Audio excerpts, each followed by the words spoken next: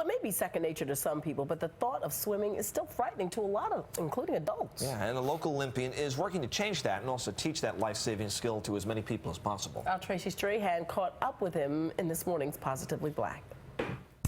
News for New York presents Positively Black. Okay, sure, your kid was splashing in the pool this summer, but the USA Swimming Foundation finds that nearly 70% of African-American children don't know how to swim. Now, fearing for the safety of little ones, the group has teamed up with a well-known swimmer who has broken barriers in the swimming world and has made it the goal to teach 800,000 kids to not just swim, but to make a splash in the pool nationwide this year. We're joined by somebody I've been trying to interview for years now, Cullen Jones. He's a two-time Olympic gold medalist and a spokesman for the USA Swimming Foundation. You're a New Yorker, you're a Bronx guy, but you have trusted me with the goods today. This isn't even a humble brag. This is a big brag. I had to bring it in. When is this from? Tell us. That is London. That is one of the relays that we swam, and as you can see, we brought home gold. Nobody's ever dropped it before, No one's ever dropped it. All right, I don't want to be the first. Well, let's talk about how you even got started as a Bronx guy. How did you first get in the pool? You know, I had humble beginnings. At the age of 5, I almost drowned. And a lot of people, I believe in irony, and a lot of people don't know that about me.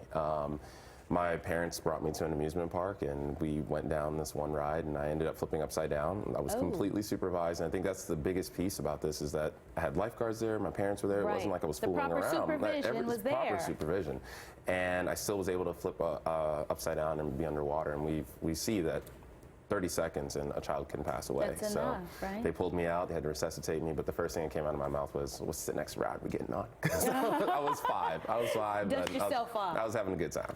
And so now, after the Olympiad and all these things, you are trying to teach how many kids to swim? 800,000 children? That's this year. We're trying to, you know, we had to set the bar high. The Make a Splash initiative has been going on since 2008, and USA Swimming Foundation approached me, and they showed me these drowning statistics. And me growing up in swimming, I just knew this is my way of giving back to my community, and thinking about all my family that used to say, oh, you still doing that swimming thing? It was like a novelty. You get gold, and then it's like, oh, how's swimming going? Yeah, it switches everything completely. It changes it completely. I think I know the answer to this because I've admitted to you, I don't know how to swim.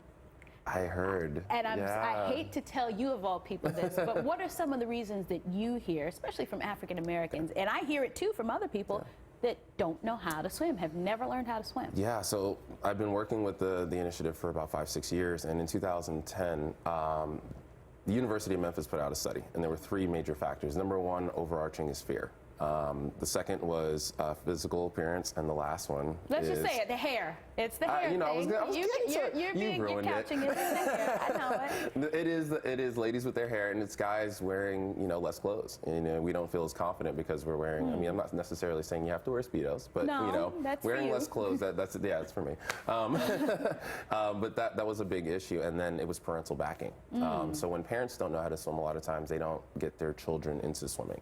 And that's a generational thing that we need to break. And like I said, fear is the number 1 overarching, and I understand. You know, I almost drowned, so I definitely identify with every single person. On you, absolutely. For sure. Well, we talked about you kind of being the novelty, because even 2015, there's still not a lot of black swimmers that we see competing. We're coming around. What's your status? Are we going to see you again in Rio? I am training. I'm training for 2016. I'm very excited.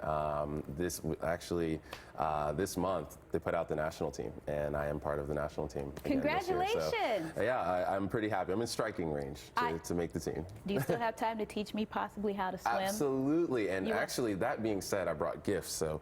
For you and your son, because now we want to make sure that they make a splash. My little guy. And see, both sides, USA Swimming Foundation.